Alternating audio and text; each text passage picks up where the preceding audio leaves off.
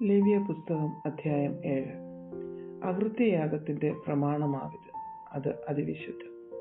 ഹോമയാഗമൃഗത്തെ അറുക്കുന്ന സ്ഥലത്ത് വെച്ച് അകൃത്യയാഗമൃഗത്തെയും അറുക്കണം. അതിന്റെ രക്തം യാഗപീഠത്തിന്മേൽ ചുറ്റും തളിക്കണം.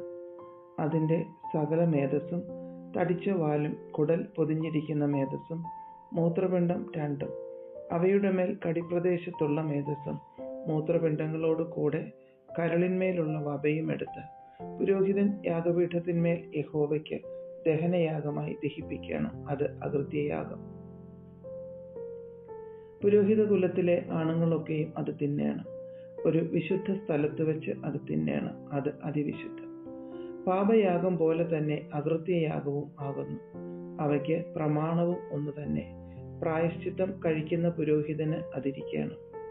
പുരോഹിതൻ ഒരുത്തന്റെ ഹോമയാഗം അർപ്പിക്കുമ്പോൾ അർപ്പിച്ച പുരോഹിതന് ഹോമയാഗമൃഗത്തിന്റെ തോലിരിക്കണം. അടുപ്പത്ത് വെച്ച് ചുടുന്ന ഭോജനയാഗമൊക്കെയും ഉരുളിയിലും ചട്ടിയിലും ഉണ്ടാക്കുന്നതൊക്കെയും അർപ്പിക്കുന്ന പുരോഹിതനിരിക്കണം. എണ്ണ ചേർത്തതോ ചേർക്കാത്തതോ ആയ സകല ഭോജനയാഗവും അഹരോന്റെ സകല പുത്രന്മാർക്കും ഒരുപോലെ ഇരിക്കണം.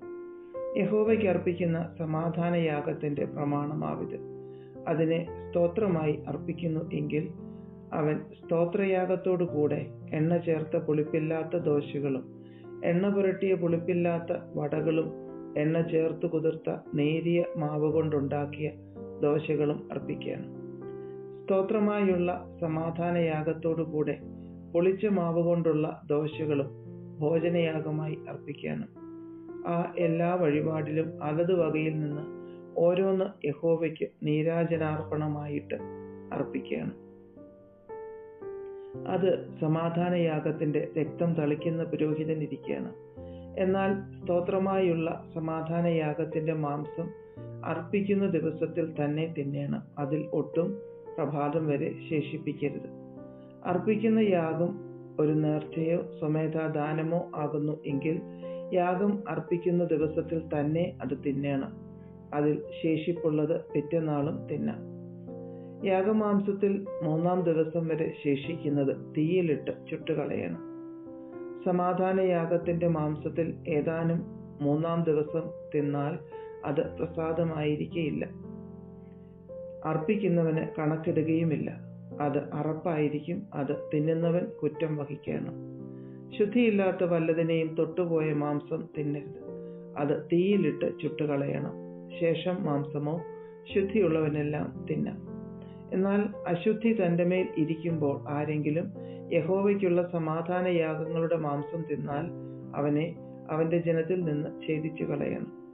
മനുഷ്യന്റെ അശുദ്ധിയെയോ അശുദ്ധ മൃഗത്തെയോ ശുദ്ധിയില്ലാത്ത വല്ല അറപ്പിനെയോ ഇങ്ങനെ ശുദ്ധിയില്ലാത്ത യാതൊന്നിനെയും ആരെങ്കിലും തൊട്ടിട്ട് യഹോവയ്ക്കുള്ള സമാധാനയാഗങ്ങളുടെ മാംസം തിന്നാൽ അവനെ അവന്റെ ജനത്തിൽ നിന്ന് ഛേദിച്ചു കളയണം.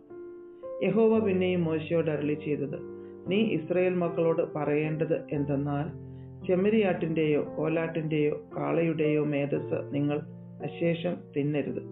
താനെ ചത്തതിന്റെ മേധസ്സും പറിച്ച് കീറിപ്പോയതിന്റെ മേധസ്സും മറ്റ് എന്തിനെങ്കിലും കൊള്ളിക്കാൻ തിന്നുക മാത്രം അരുത്. യഹോവയ്ക്ക് ദഹനയാഗമായി അർപ്പിച്ച മൃഗത്തിന്റെ മേധസ് ആരെങ്കിലും തിന്നാൽ അവനെ അവന്റെ ജനത്തിൽ നിന്ന് ഛേദിച്ചു കളയണം. നിങ്ങളുടെ വാസസ്ഥലങ്ങളിൽ എങ്ങും യാതൊരു പക്ഷിയുടെയും മൃഗത്തിന്റെയും രക്തം നിങ്ങൾ ഭക്ഷിക്കരുത്. വല്ല രക്തവും ഭക്ഷിക്കുന്നവനെയെല്ലാം അവന്റെ ജനത്തിൽ നിന്ന് ഛേദിച്ചു കളയണം. യഹോവ പിന്നെയും മോശയോട് അരുളി ചെയ്തത്, നീ ഇസ്രായേൽ മക്കളോട് പറയേണ്ടത് എന്തെന്നാൽ, യഹോവയ്ക്ക് സമാധാനയാഗം അർപ്പിക്കുന്നവൻ തന്റെ സമാധാനയാഗത്തിൽ നിന്ന് യഹോവയ്ക്ക് വഴിപാട് കൊണ്ടുവരേണം. സ്വന്തം കൈയാൽ അവൻ അത് യഹോവയുടെ ദഹനയാഗമായി കൊണ്ടുവരേണം. യഹോവയുടെ സന്നിധിയിൽ നീരാജനാർപ്പണമായി നീരാജനം ചെയ്യേണ്ടതിന് നെഞ്ചോടുകൂടെ മേധസ്സും കൊണ്ടുവരേണം. പുരോഹിതൻ മേധസ്സ് യാഗപീഠത്തിന്മേൽ ദഹിപ്പിക്കണം. എന്നാൽ നെഞ്ച് അഹരോനും പുത്രന്മാർക്കും ഇരിക്കണം. നിങ്ങളുടെ സമാധാനയാഗങ്ങളിൽ വലത്തെ കൈക്കുറക് ഉദർച്ചാർപ്പണത്തിനായി നിങ്ങൾ പുരോഹിതന്റെ പക്കൽ കൊടുക്കണം. അഹരോന്റെ പുത്രന്മാരിൽ സമാധാനയാഗങ്ങളുടെ രക്തവും മേധസ്സും അർപ്പിക്കുന്നവന് തന്നെ വലത്തെ കൈക്കുറക് ഓഹരിയായിരിക്കണം. ഇസ്രായേൽ മക്കളുടെ സമാധാനയാഗങ്ങളിൽ നിന്ന് നീരാജനത്തിന്റെ നെഞ്ചും ഉദർച്ചയുടെ കൈക്കുറകും ഞാൻ എടുത്ത് പുരോഹിതനായ അഹരോനും പുത്രന്മാർക്കും ഇസ്രായേൽ മക്കളിൽ നിന്നുള്ള ശാശ്വതാവകാശമായി കൊടുത്തിരിക്കുന്നു. ഇത് അഹരോനെയും പുത്രന്മാരെയും യഹോവയ്ക്ക് പുരോഹിത ശുശ്രൂഷ ചെയ്യുവാൻ പ്രതിഷ്ഠിച്ച നാൾ മുതൽ യഹോവയുടെ ദഹനയാഗങ്ങളിൽ നിന്ന് അഹരോനുള്ള ഓഹരിയും അവന്റെ പുത്രന്മാർക്കുള്ള ഓഹരിയുമാകുന്നു. ഇസ്രായേൽ മക്കൾ അത് അവർക്ക് കൊടുക്കണമെന്ന് താൻ അവരെ അഭിഷേകം ചെയ്ത നാളിൽ യഹോവ കൽപ്പിച്ചു. അതവർക്ക് തലമുറ തലമുറയായി ശാശ്വതാവകാശമാകുന്നു. ദഹനയാഗം, ഭോജനയാഗം, പാപയാഗം, അകൃത്യയാഗം, കരപൂരണയാഗം, സമാധാനയാഗം എന്നിവയെ സംബന്ധിച്ചുള്ള പ്രമാണം ഇത് തന്നെ. യഹോവയ്ക്ക് തങ്ങളുടെ വഴിപാടുകൾ കഴിപ്പാൻ അവൻ ഇസ്രായേൽ മക്കളോട് സീനായി മരുഭൂമിയിൽ വെച്ച് അരുളി ചെയ്ത നാളിൽ യഹോവ മോശയോട് സീനായി പർവ്വതത്തിൽ വെച്ച് ഇവ കൽപ്പിച്ചു. അധ്യായം 8. യഹോവ പിന്നെയും മോശയോട്, നീ അഹരോനെയും അവനോടുകൂടെ അവന്റെ പുത്രന്മാരെയും വസ്ത്രം, അഭിഷേക തൈലം, പാപയാഗത്തിനുള്ള കാള, 2 ആട്ടുകൊറ്റന്മാർ, കൊട്ടയിൽ പുളിപ്പില്ലാത്ത അപ്പം എന്നിവയുമായി കൊണ്ടുവരികയും സഭയെ മുഴുവനും സമാഗമന കൂടാരത്തിന്റെ വാതിൽക്കൽ കൂട്ടുകയും ചെയ്യുക എന്ന് കൽപ്പിച്ചു. യഹോവ തന്നോട് കൽപ്പിച്ചതുപോലെ മോശ ചെയ്തു. സഭ സമാഗമന കൂടാരത്തിന്റെ വാതിൽക്കൽ വന്നുകൂടി.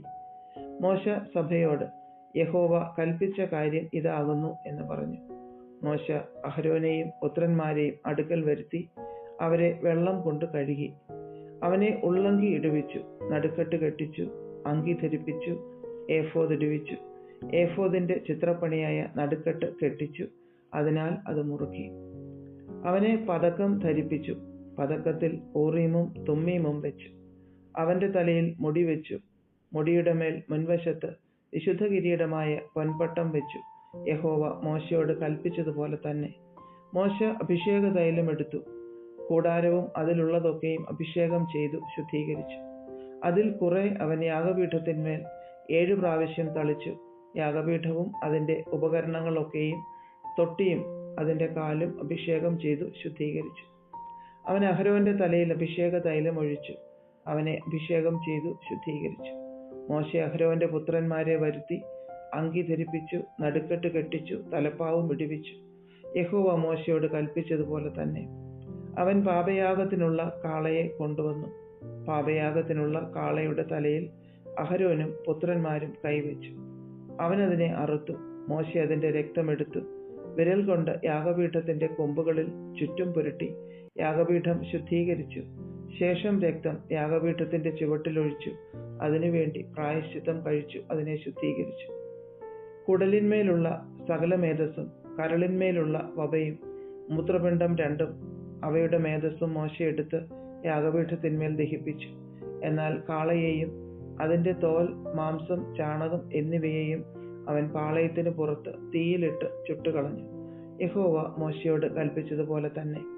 അവൻ ഹോമയാഗത്തിനുള്ള ആട്ടുകൊറ്റനെയും കൊണ്ടുവന്നു. അഹരോനും പുത്രന്മാരും ആട്ടുകൊറ്റന്റെ തലയിൽ കൈവച്ചു. അവനതിനെ അറുത്തു. മോശ അതിന്റെ രക്തം യാഗപീഠത്തിന്മേൽ ചുറ്റും തളിച്ചു. ആട്ടുകൊറ്റനെ ഖണ്ഡം ഖണ്ഡമായി ഖണ്ഡിച്ചു. മോശ തലയും ഖണ്ഡങ്ങളും മേധസ്സും ദഹിപ്പിച്ചു. അവൻ അതിന്റെ കുടലും കാലും വെള്ളം കൊണ്ട് കഴുകി. മോശ ആട്ടുകൊറ്റനെ മുഴുവനും യാഗപീഠത്തിന്മേൽ ദഹിപ്പിച്ചു.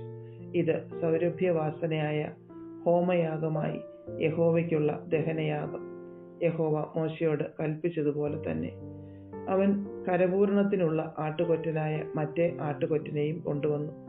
അഹരോനും പുത്രന്മാരും ആട്ടുകൊറ്റന്റെ തലയിൽ കൈവച്ചു. അവനതിനെ അറുത്തു. മോശ അതിന്റെ രക്തം കുറെ എടുത്തു. അഹരോന്റെ വലത്തെ കാതിന്മേലും വലത്തെ കൈയുടെ പെരുവിരലിന്മേലും വലത്തെ കാലിന്റെ പെരുവിരലിന്മേലും പുരട്ടി. അവൻ അഹരോന്റെ പുത്രന്മാരെയും വരുത്തി. മോശ കുറെ രക്തം അവരുടെ വലത്തെ കാതിന്മേലും വലത്തെ കൈയുടെ പെരുവിരലിന്മേലും വലത്തെ കാലിന്റെ പെരുവിരലിന്മേലും പുരട്ടി. ശേഷം രക്തം മോശ യാഗപീഠത്തിന്മേൽ ചുറ്റും തളിച്ചു. മേധസ്സും തടിച്ച വാലും കുടലിന്മേലുള്ള സകല മേധസ്സും കരളിന്മേലുള്ള വപയും മൂത്രപിണ്ഡം 2 അവയുടെ മേധസ്സും വലത്തെ കൈക്കുറകും അവനെടുത്തു. യഹോവയുടെ സന്നിധിയിലുള്ള പുളിപ്പില്ലാത്ത അപ്പമിരിക്കുന്ന കൊട്ടയിൽ നിന്ന് പുളിപ്പില്ലാത്തൊരപ്പവും എണ്ണയപ്പമായ ഒരു ദോശയും ഒരു വടയും എടുത്തു. മേധസ്സിന്മേലും കൈക്കുറകിന്മേലും വെച്ചു. അവയൊക്കെയും അഹരോന്റെ കയ്യിലും അവന്റെ പുത്രന്മാരുടെ കയ്യിലും വെച്ചു യഹോവയ്ക്ക് നീരാജനം ചെയ്തു. പിന്നെ മോശെ അവയെ അവരുടെ കയ്യിൽ നിന്ന് എടുത്ത് യാഗപീഠത്തിന്മേൽ യാഗത്തിന്മീതെ ദഹിപ്പിച്ചു. ഇത് സൗരഭ്യവാസനയായ കരപൂരണയാഗം, യഹോവയ്ക്കുള്ള ദഹനയാഗം തന്നെ.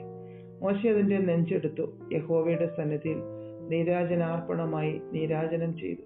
അത് കരപൂരണത്തിന്റെ ആട്ടുകൊറ്റനിൽ മോശയ്ക്കുള്ള ഓഹരിയായിരുന്നു.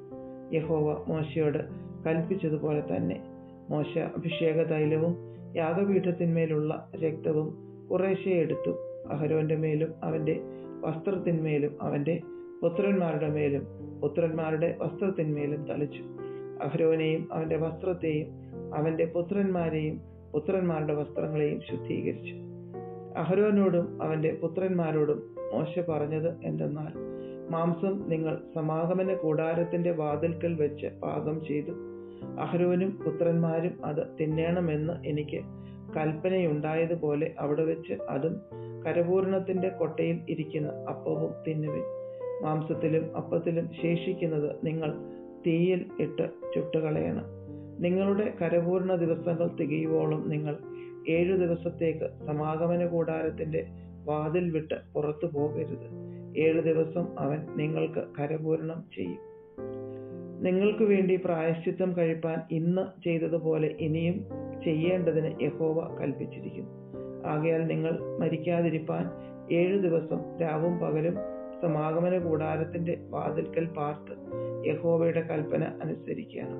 ഇങ്ങനെ എന്നോട് കൽപ്പിച്ചിരിക്കുന്നു. യഹോവ മോശെ മുഖാന്തരം കൽപ്പിച്ച സകല കാര്യങ്ങളെയും അഹരോനും അവന്റെ പുത്രന്മാരും ചെയ്തു.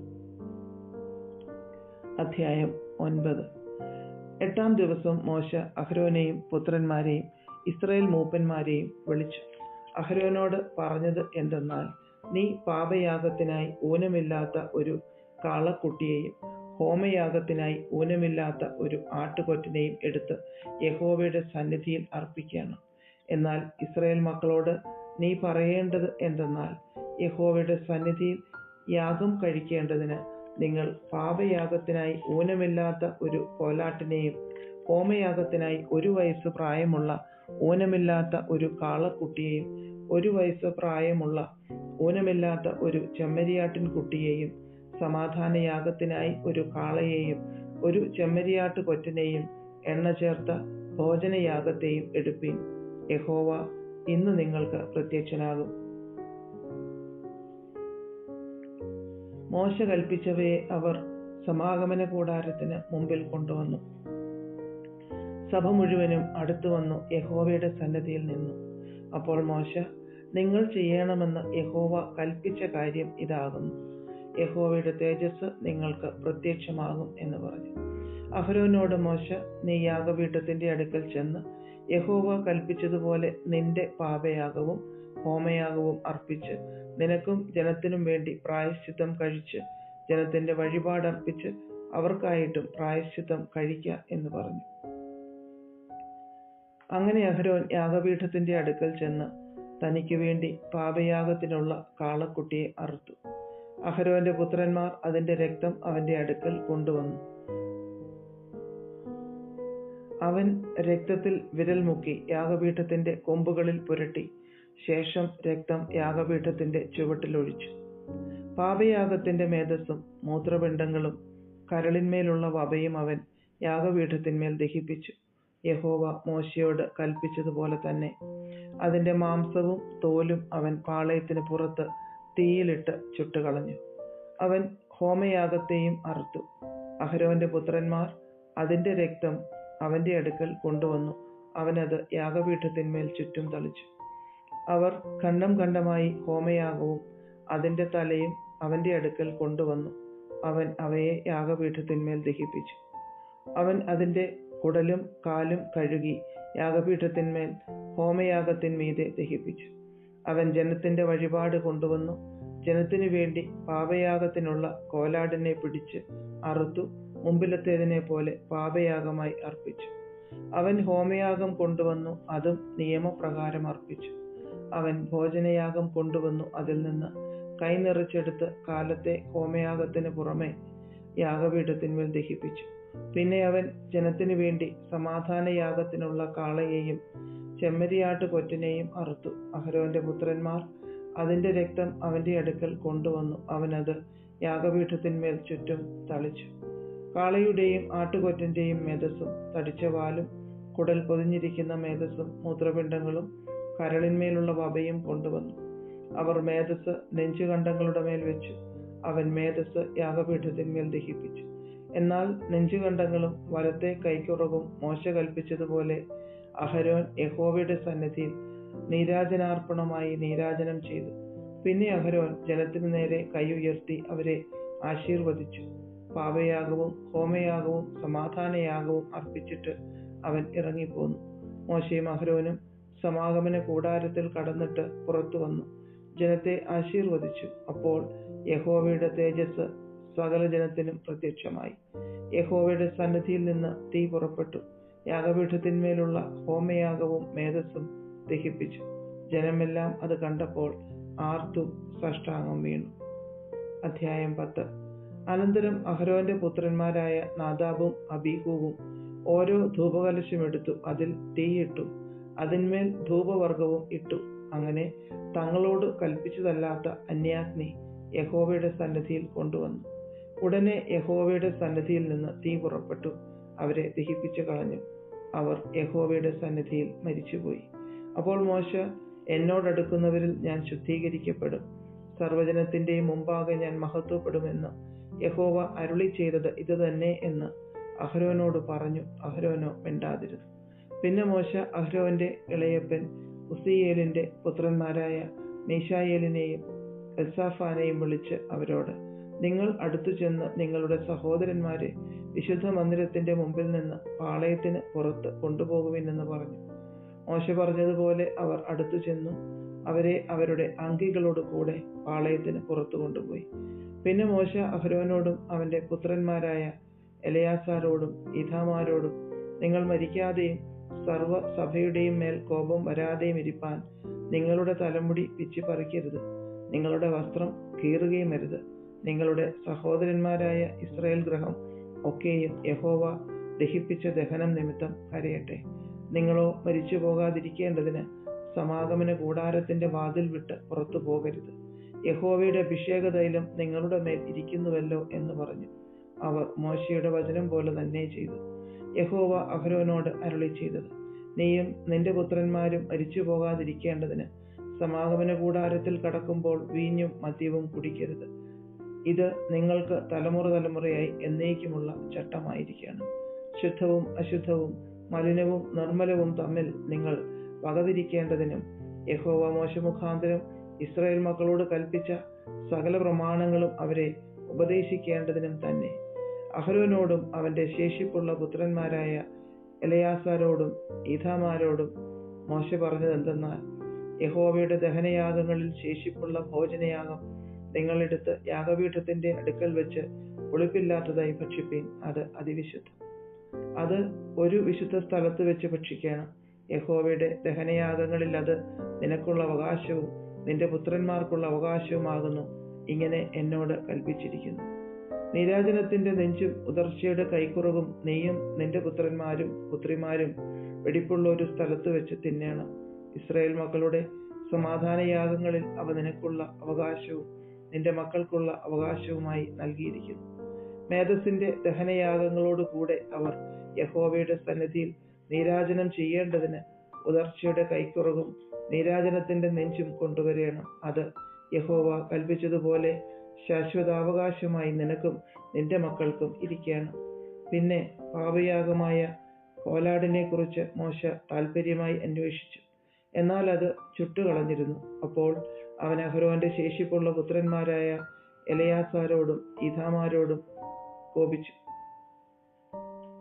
പാപയാഗം അതിവിശുദ്ധവും സഭയുടെ അകൃത്യം നീക്കിക്കളവാനും അവർക്കു വേണ്ടി യഹോവയുടെ സന്നിധിയിൽ പ്രായശ്ചിത്തം കഴിപ്പാനും നിങ്ങൾക്ക് തന്നതുമായിരിക്കെ നിങ്ങൾ അത് ഒരു വിശുദ്ധ സ്ഥലത്ത് വെച്ച് ഭക്ഷിക്കാഞ്ഞതെന്ത്?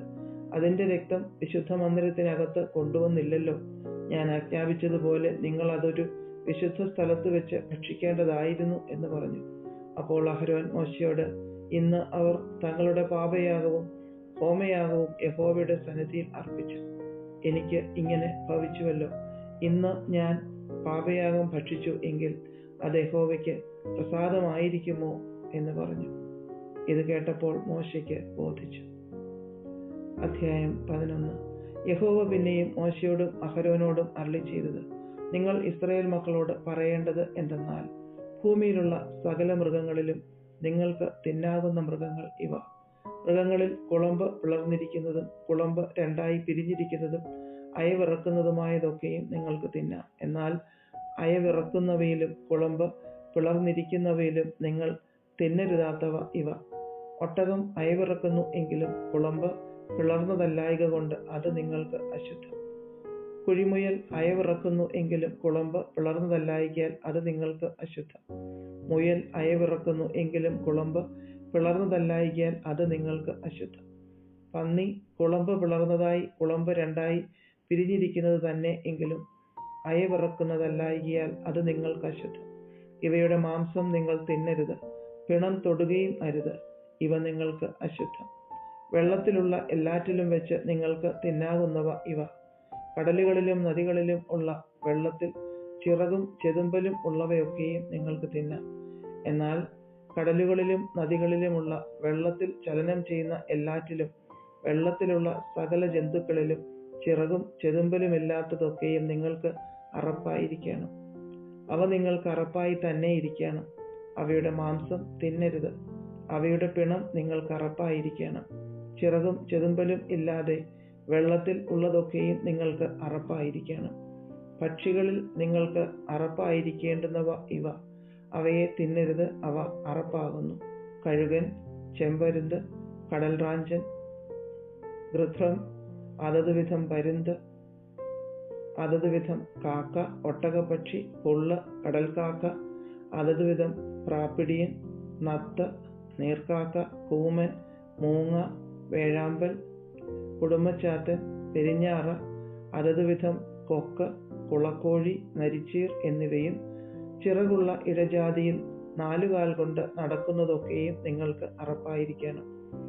എങ്കിലും ചിറകുള്ള ഇഴജാതിയിൽ നാലുകാൽ കൊണ്ട് നടക്കുന്ന എല്ലാറ്റിലും നിലത്ത് കുതിക്കേണ്ടതിന് കാലിന്മേൽ തുട ഉള്ളവയെ നിങ്ങൾക്ക് തിന്നാം. ഇവയിൽ അതതുവിധം വെട്ടുക്കിളി, അതതുവിധം വിട്ടിൽ, അതതുവിധം ചീവീട്, അതതുവിധം തുള്ളൻ എന്നിവയെ നിങ്ങൾക്ക് തിന്നാം.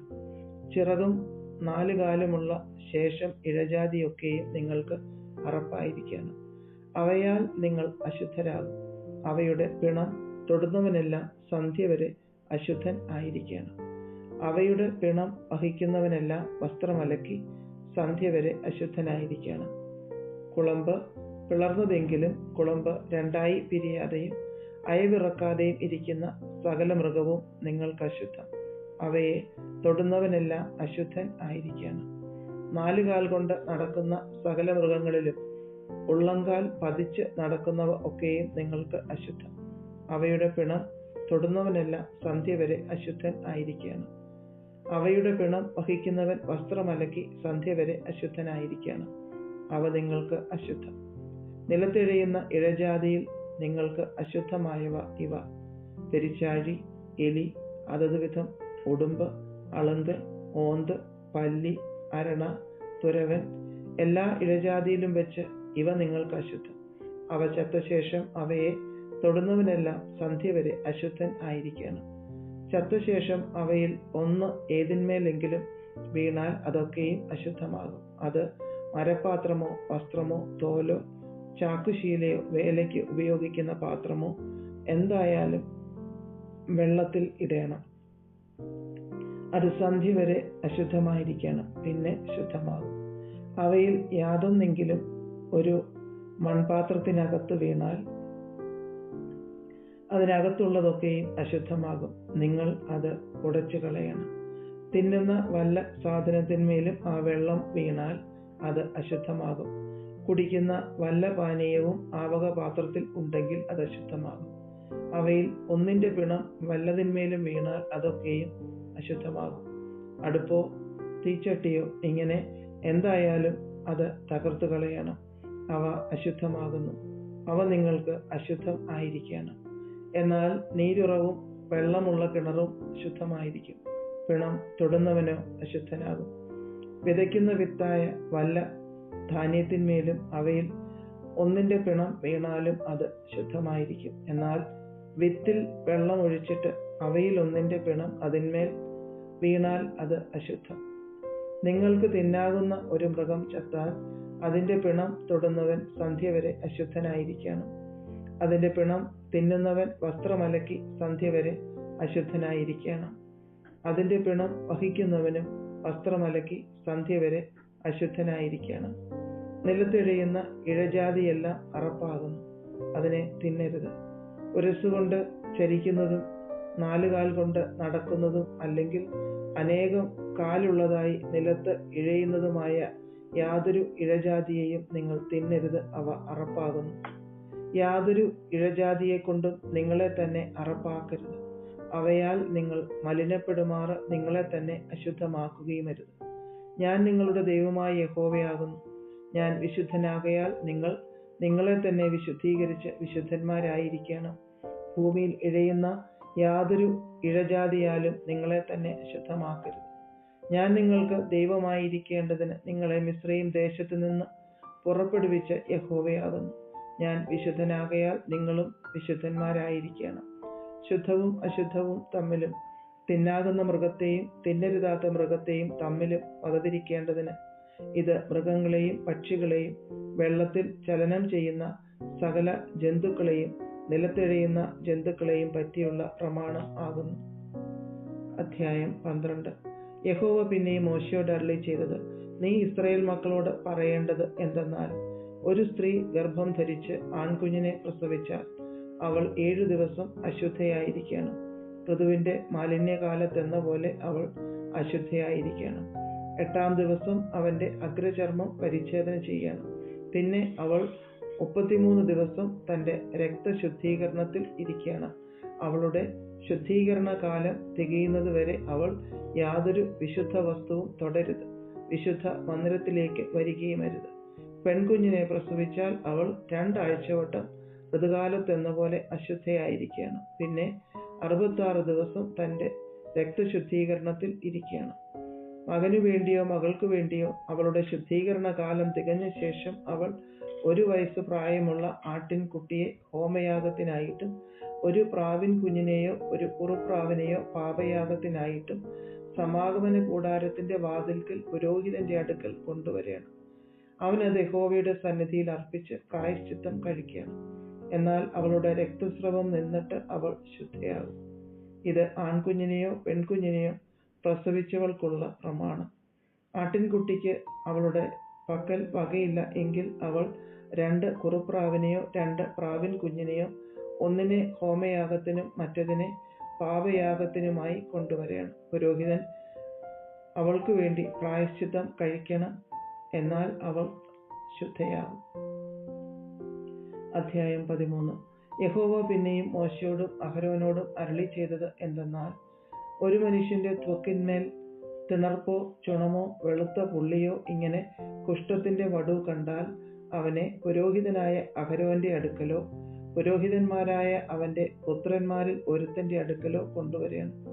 പുരോഹിതൻ ത്വക്കിന്മേൽ ഉള്ള വടു നോക്കണം. വടുവിനകത്തുള്ള രോമം വെളുത്തതും വടു ത്വക്കിനേക്കാൾ കുഴിഞ്ഞതുമായി കണ്ടാൽ അത് കുഷ്ഠലക്ഷണം. പുരോഹിതൻ അവനെ നോക്കി അശുദ്ധനെന്ന് വിധിക്കണം. അവന്റെ ത്വക്കിന്മേൽ പുള്ളി വെളുത്തതും ത്വക്കിനേക്കാളും കുഴിഞ്ഞിരിക്കാത്തതും അതിനകത്തുള്ള രോമം വെളുത്തിരിക്കാത്തതും ആയി കണ്ടാൽ പുരോഹിതൻ ആ ലക്ഷണമുള്ളവനെ 7 ദിവസത്തേക്ക് അകത്താക്കി അടയ്ക്കണം. 7-ാം ദിവസം പുരോഹിതൻ അവനെ നോക്കണം. വടു ത്വക്കിന്മേൽ പരക്കാതെ കണ്ട സ്ഥിതിയിൽ നിൽക്കുന്നു എങ്കിൽ പുരോഹിതൻ 2-ാം പ്രാവശ്യം അവനെ 7 ദിവസത്തേക്ക് അകത്താക്കി അടയ്ക്കണം. 7-ാം ദിവസം പുരോഹിതൻ അവനെ വീണ്ടും നോക്കണം. വടു മങ്ങിയതായും ത്വക്കിന്മേൽ പരക്കാതെയും കണ്ടാൽ പുരോഹിതൻ അവനെ ശുദ്ധിയുള്ളവൻ എന്ന് വിധിക്കണം. അത് ചുണങ്ങത്രേ. അവൻ വസ്ത്രമലക്കി ശുദ്ധിയുള്ളവനായിരിക്കണം. അവൻ ശുദ്ധീകരണത്തിനായി തന്നെത്താൻ പുരോഹിതനെ കാണിച്ച ശേഷം ചുണങ്ങ് ത്വക്കിന്മേൽ അധികമായി പരന്നാൽ അവൻ പിന്നെയും തന്നെത്താൻ പുരോഹിതനെ കാണിക്കണം. ചുണങ്ങ് ത്വക്കിന്മേൽ പരക്കുന്നു എന്ന് പുരോഹിതൻ കണ്ടാൽ പുരോഹിതൻ അവനെ അശുദ്ധനെന്ന് വിധിക്കണം. അത് കുഷ്ഠം തന്നെ. കുഷ്ഠത്തിന്റെ ലക്ഷണം ഒരു മനുഷ്യനിൽ ഉണ്ടായാൽ അവനെ പുരോഹിതന്റെ അടുക്കൽ കൊണ്ടുവരേണം.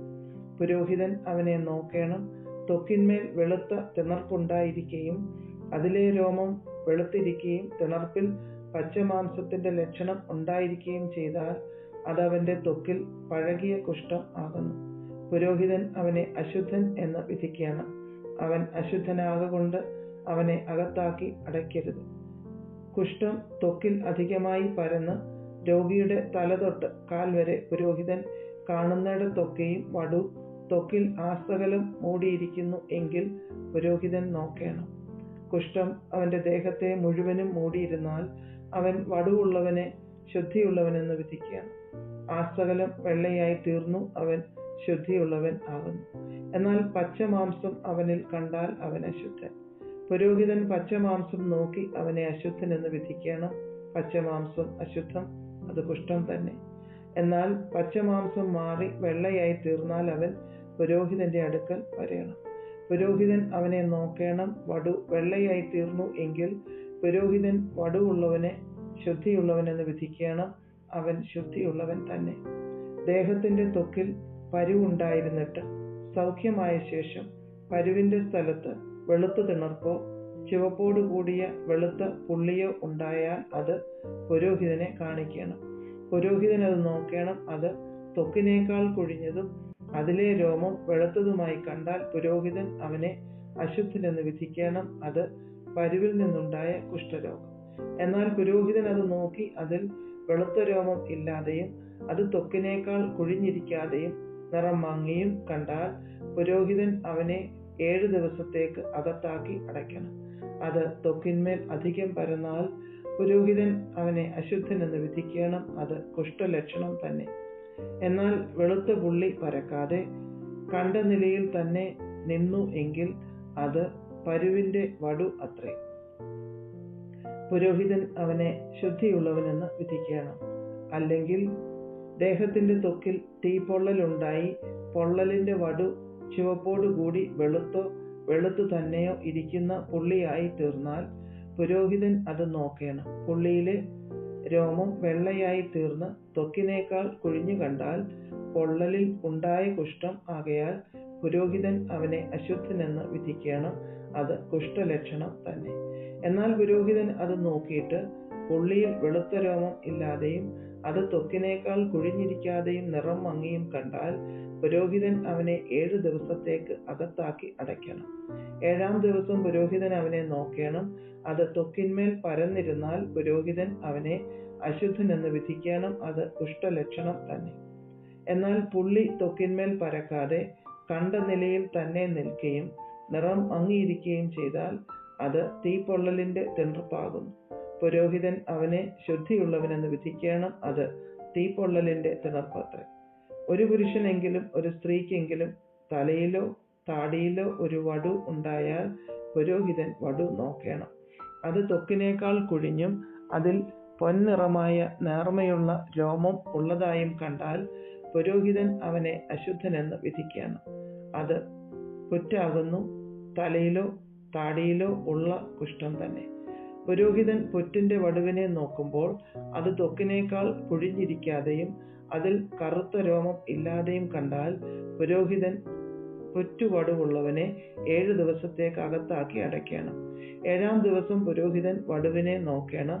പുറ്റു പരക്കാതെയും അതിൽ പൊൻനിറമുള്ള രോമം ഇല്ലാതെയും പുറ്റിന്റെ കാഴ്ച ത്വക്കിനേക്കാൾ കുഴിഞ്ഞിരിക്കാതെയും ഇരുന്നാൽ അവൻ ക്ഷൗരം ചെയ്യിക്കണം. എന്നാൽ പുറ്റിൽ ക്ഷൗരം ചെയ്യരുത്. പുരോഹിതൻ പുറ്റുള്ളവനെ പിന്നെയും 7 ദിവസത്തേക്ക് അകത്താക്കി അടയ്ക്കണം. 7-ാം ദിവസം പുരോഹിതൻ പുറ്റു നോക്കണം.